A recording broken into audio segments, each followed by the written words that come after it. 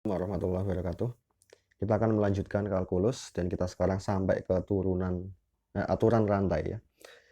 Babnya masih tentang turunan. Di sini kita akan membahas aturan rantai. Dan ini sebenarnya juga sudah dipelajari di SMA, di aliyah mungkin. Jadi saya tidak akan menjelaskan berpanjang lebar gitu ya. Saya hanya akan mengulas kembali, menegaskan gitu.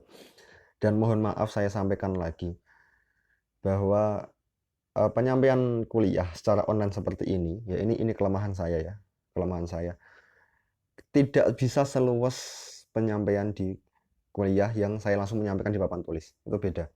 Kalau di papan tulis mungkin saya akan memberikan banyak penurunan rumus dan sebagainya sampai mungkin latihan-latihan soal yang agak banyak gitu misalnya gitu. Tapi kalau di video seperti ini itu saya pribadi merasa kesulitan.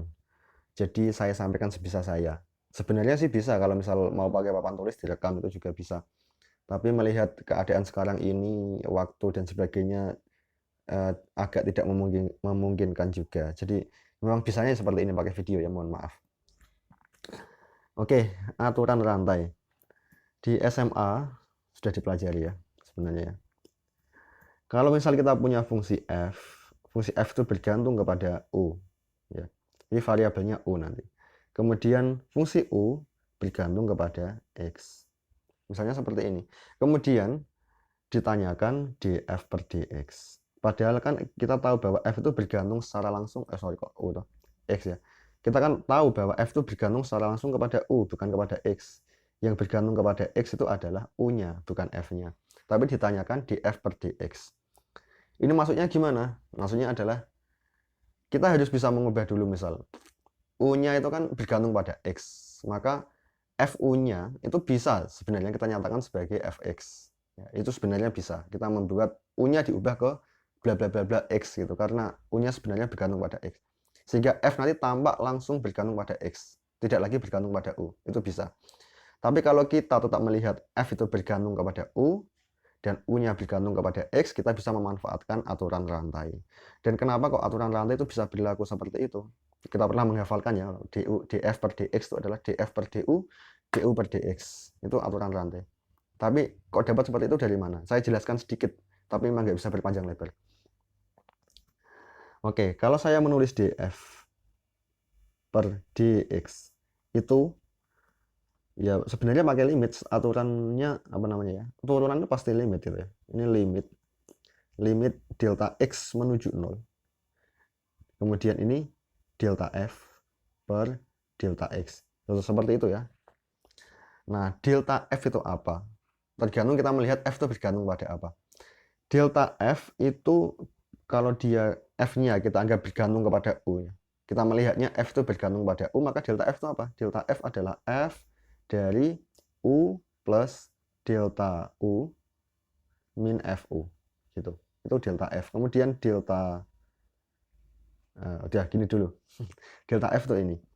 Kemudian kalau saya tulis delta u, nggak apa nih. Saya tulis dulu delta u. Meskipun di sini di atasnya belum ada ya, saya menulis delta u, tapi saya tulis dulu. Delta u itu apa? Delta u adalah u dari x plus delta x min min ux gitu ya. Itu delta u. Nah, kemudian yang ini mau saya rubah ini. Limit ini. Delta f per delta x-nya saya rubah, maka menjadi seperti ini. Df per dx itu tadi kan limit ya, limit delta x menuju 0. Nah, delta f per delta x itu saya ganti menjadi delta f per delta u per delta x. Kan boleh, karena ini kan coret kan, habis kan harusnya, tapi biarkan begini, delta f per delta u per delta x. Terus kemudian ingat bahwa kalau ada limit dari perkalian itu sama dengan perkalian dari limitnya. Maka ini menjadi seperti ini. Menjadi limit delta x menuju 0, delta f per delta u, ya, kemudian dikalikan limit delta x menuju 0, delta u per delta x. Ini arahnya mau kemana? Oke, arahnya gini. Ini sudah jelas ya. Ini apa ini? Ini adalah du per dx. Sudah kelihatan ya. Nah ini apakah ini df per du? Ya lihat dulu, ini delta x menuju 0 bukan delta u menuju 0. Kalau ini delta u menuju 0 ya itu menjadi df per du. Tapi oke, mari kita saksikan yang tadi saya tuliskan ini. Delta u itu seperti ini. Lihat ya, delta f itu seperti ini. Oke, tapi saya mau fokus untuk mengajak melihat yang delta u. Delta u itu seperti ini. Lihat ya, delta x, kalau delta x menuju 0, kalau ini menuju 0, kalau ini menuju 0, apakah delta U juga menuju 0? Kalau delta X menuju 0, apakah delta U juga menuju 0? Dengan kata lain, kalau delta X-nya menuju 0, apakah ini itu dekat nilainya dengan ini? Nah, dia akan dekat nilainya kalau U itu continue di X. Ya. Kalau dia continue di X, tidak patah di X grafiknya. Secara grafik dia nggak patah di X, maka dia dekat nilainya. Nah, kalau dia continue di X, maka ketika delta X-nya menuju 0, maka delta U-nya juga menuju 0. Ya. Tapi kalau dia tidak continue, maka ketika delta X-nya menuju 0, delta U-nya belum tentu menuju ke 0. Dan akibatnya nanti turunan yang bagian ini pun belum tentu bisa dikerjakan. Ya, memang nggak bisa dikerjakan kalau dia nggak continue di X itu ya. Dia nggak bisa dikerjakan. Maka syarat ini bisa dikerjakan adalah dia harus continue di X. Nah, sekarang asumsinya kan dia continue supaya bisa dikerjakan. Kalau dia continue, maka ketika delta X-nya menuju 0, delta U-nya juga menuju 0. Gitu ya. Kalau dia continue, dengan catatan dia continue, maka kalau delta X-nya menuju 0, itu delta U-nya juga menuju 0. Ini ya, delta U-nya juga menuju 0. Oke, berarti delta X ini bisa saya ganti dengan delta U, itu sama aja itu. Sehingga df per dx sama dengan limit delta U, saya ganti ya, bukan delta X, delta U menuju 0, delta F per delta U, ini, kemudian yang ini saya tulis langsung du per dx ya, du per dx. Nah, yang ini adalah, kalau sudah seperti ini, sudah menjadi df per dx ini. Tapi ingat dengan catatan, apa itu? Ya harus continue di X tadi, df per dx. Kalau misalnya X-nya saya ganti, ini misal X-nya saya ganti A, atau bilangan misalnya 2 gitu, berarti nanti turunan df per dx di X sama dengan 2 bisa ada nilainya. Tapi kalau dia nggak continue di X sama dengan 2, ya nggak bisa diturunkan. Nggak bisa diturunkan.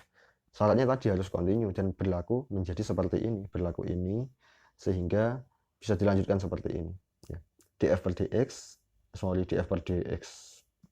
Salah ya, ini kan mana tadi?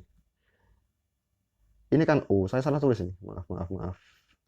Ini kan U bukan X. Ya. df per du maksudnya. Ya. df per du. Ini. Yang bagian ini. Udah kelihatan. Ya, kemudian ini du per dx. Itu df per dx sama dengan df per du per dx. Oke. Ini rumus sakti gitu ya. Jadi harus diingat yang ini. df per dx sama dengan df per du per dx, ini rumus sakti ya, sangat kepake terus menerus. Kalau misal U nya nanti bergantung kepada U nya, misal gini, kasus lain, U nya sebelum bergantung kepada X dia bergantung dulu kepada V, maka du per dx nya yang ini boleh saya ganti menjadi du per dv, dv per dx misalnya gitu. Jadi nanti df itu bisa df per du per dv, dv per dx gitu. Atau lebih panjang lagi df per du per dv, dv per dw, dw per dx misalnya gitu ya. Jadi ini jadi panjang ke sana misalnya. Itu bisa. Tapi secara singkat ya seperti ini aja. Misalnya f bergantung pada u, u-nya bergantung pada x. Ini harap diingat, ini penting sekali. Kemudian ada lagi yang penting selain ini yang perlu diingat ya. Itu ini bukan aturan rantai lagi ya, tapi yang sangat sering kepake, yang sudah dihafalkan dulu waktu SMA juga. Kalau ada turunan dari perkalian U kali V dikalikan ya, kemudian diturunkan, ada perkalian antara fungsi U dengan fungsi V. Kemudian diturunkan, ini kan saya tulis gini, du per V dx ini. Tapi ini kalau mau cepat biasanya ditulisnya pakai aksen. Aksen itu maksudnya adalah ya sama, d per dx ditulis sebagai aksen, terus aksen gini turunannya ya, aksen ya, bukan pangkat ini, aksen lah ya, aksen. Ini sama dengan turunan dari U dikalikan V ditambah turun U dikalikan V diturunkan. Oke, ini itu kalau perkalian. Kalau pembagian, U per V aksen itu sama dengan U aksen V min UV aksen per V kuadrat. Ini bisa dibuktikan? Bisa. Ini sangat bisa dibuktikan ya. Tapi tidak saya buktikan di sini. Penasaran pembuktiannya seperti apa? Cari sendiri di internet ya. Tapi yang jelas semuanya itu berangkatnya dari limit, gitu ya. Oke, saya mau menekankan bahwa yang paling penting dipegang, tiga ini penting untuk dipegang ya. Tiga inilah, ini senjata ya. Selebihnya ini itu lebih ke hafalan. Jadi kalau misal turunan sin itu apa, cos, turunan cos itu apa, min sin, turunan e pangkat x itu apa, ya e pangkat x, turunan ln x itu apa, seper x dan seterusnya. Itu lebih ke hafalan. Meskipun semuanya itu bisa didapatkan menggunakan limit ya. Semuanya itu sebelum dihafalkan sebenarnya bisa diturunkan atau dicari menggunakan limit. Tapi setelah kita hafal itu, katakanlah gitu, setelah kita punya itu, kemudian mau mengerjakan soal, itu yang sering dipakai tiga ini ya. Aturan rantai, perkalian, pembagian ini. Selain ini juga penting, tapi karena ini terlalu sering dipakai gitu. Jadi saya ngomong ini penting untuk dipegang ya. Oke, tidak semua saya buktikan itu ya di sini ya. Kemudian mungkin lebih ke contoh ya sekarang ya supaya lebih enak, lebih mudah. Ya misalnya gini misalnya. Contoh saja dulu. Misal ada fungsi x pangkat 5 ya, x pangkat 7 gitu misalnya. Kemudian ini sin x. Berarti mau pakai apa? Kalau diminta turunkan ini terhadap x. Berarti yang di pikiran kita apa pertama? Kalau ini kita bisa menurunkan x pangkat 7 ya, terhadap x bisa. Kita bisa menurunkan sin x terhadap x bisa. Maka ini kita anggap sebagai U, ini kita anggap sebagai V. Ya. Ini kita bisa menurunkan, anggap sebagai U kali V. Maka nanti selesai. Yaitu menggunakan yang ini. U aksen V plus UV aksen. Gitu ya. Kalau misal gini, ini saya hapus lagi.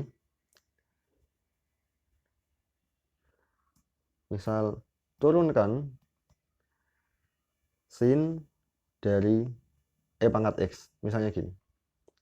Gimana cara menurunkan ini terhadap X? Kita lihat ini. Kita bisa nggak menurunkan sin E pangkat X langsung terhadap X? Sulit. Misalnya gitu ya. Sulit. Maka pikirkan yang lain. Bisa nggak kita menurunkan sin E pangkat X terhadap E pangkat X? Bisa. Terhadap E pangkat X ya, bukan terhadap X. Bisa. Bisa. Atau dengan kata lain, kita sudah membuat E pangkat X itu menjadi satu variabel sendiri, yaitu U misalnya ya. Maka ini sin U. Maka aturannya adalah, caranya adalah kita menurunkan sin U terhadap U bisa. Tapi kan kita diminta menurunkan sin U terhadap X ya. D sin U per dx kan gitu loh. Maka kalau kita bisa menurunkan sin U terhadap U, kemudian bisa menurunkan U terhadap X, kita bisa pakai aturan rantai. Ya. Turunan E pangkat X ya turunan U terhadap X, tahu enggak? Tahu berapa itu ya E pangkat X yang sudah pernah dikasihkan di video sebelumnya. Gitu. Maka ini menjadi D sin U per DU, DU per DX, aturan rantai. Jelas ya? Kalau kemudian dari sini kok ini dikasih gini misalnya.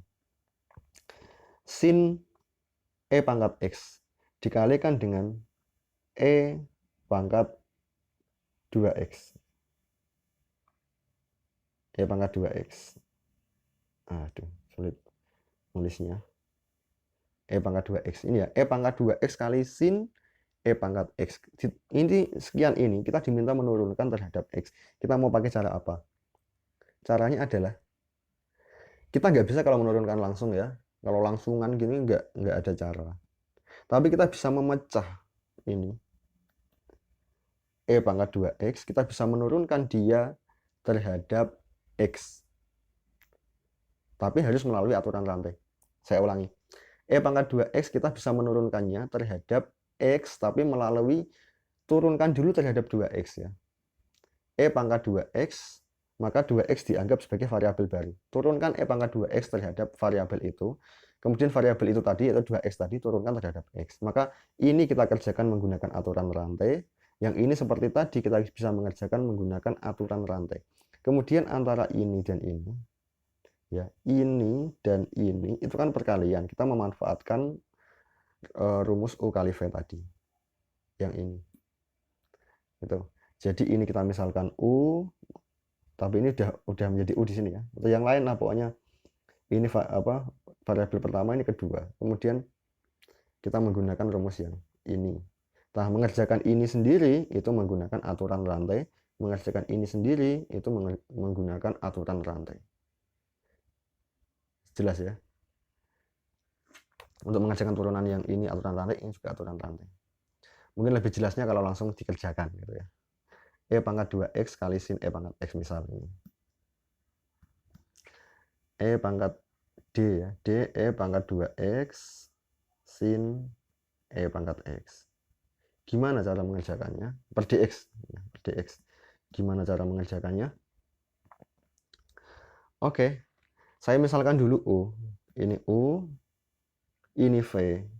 Gitu ya. Maka menjadi apa ini? Langsung aja ya. Ini menjadi U aksen. Saya pakai aksen ya. Aksen itu artinya D per dx. Nggak usah pakai warna merah ya, pakai hitam aja ya. U aksen V plus U V aksen. Gitu ya. Ini U, ini V. U aksen itu apa? Turunan. Nah, ini yang penting kan ini. Kalau yang nggak diturunkan jelas V-nya adalah sin E pangkat X. Yang bagaimana mengerjakan U aksen, bagaimana mengerjakan V aksen. Nah, itu dikerjakan menggunakan aturan rantai yang seperti ini. Lihat. Yang U aksen dulu ya. U-nya adalah U kan E pangkat 2X. Bagaimana mengerjakan U aksen? U aksen adalah DU per DX tadi ya. Itu berarti ini nyatakan dengan variabel baru 2x. 2x itu misalnya apa? Misalnya adalah UV. Pakai apa kita ya? Kehabisan simbol ya. Pakai W itu misalnya ya. Kita pakai W itu misalnya. Maka DU per DX itu sama dengan DU per DW. DW per DX gitu. DU per DW. DW per DX. Gini ya. DU per DW. E pangkat W diturunkan terhadap W. Ya E pangkat W. Ya. E pangkat W langsung aja E pangkat W. Ditulis dikembalikan ke X juga nggak masalah. E pangkat 2X itu E pangkat W gitu ya. Kemudian dW per dx itu berapa? Turunan 2x terhadap x ya 2. Atau 2e pangkat 2x ya. Sama dengan 2e pangkat 2x. Itu yang U aksen. Kemudian yang V aksennya ini oke, sin E pangkat x ya. V-nya sin E pangkat x. V-nya adalah sin E pangkat x. Kalau diturunkan terhadap x ya, V aksen. Oke. E pangkat x ini bisa saya nyatakan dengan variabel baru. Apa misalnya ya? Tadi U sudah kepake, V udah kepake. Sembarang ya, suka-suka ya pakai Z saya sekarang ya. Maka ini menjadi apa V aksen adalah D sin Z per DZ per DX. Ini ya. D sin Z per DZ turunan sin adalah cos. Langsung aja cos Z-nya apa? E pangkat X gitu ya. Terus ini boleh lagi. E pangkat X dz per dx itu adalah turunan E pangkat X terhadap X. Yaitu menjadi E pangkat X tetap. Oke, sekarang kalau sudah seperti ini, ya tinggal masukkan V aksennya yang tadi diganti ini, U aksennya diganti ini, gitu ya. Kemudian V-nya ini diganti dengan ini, sin E pangkat X, U-nya ini diganti dengan E pangkat 2X, kemudian tinggal masukkan ke sini semua, hasilnya ada. Selesai. Nggak saya hitung di sini, tapi caranya paham ya. Oke, udah segitu aja untuk kali ini. Terima kasih. Diingat yang penting itu caranya ya. Yang penting caranya paham. Nanti kalau secara dasarnya, caranya ini udah paham, nanti diubah-ubah soalnya seperti apapun, sesulit apapun. Kalau udah masuk konsepnya itu mudah gitu. Oke, terima kasih. Assalamualaikum warahmatullahi wabarakatuh.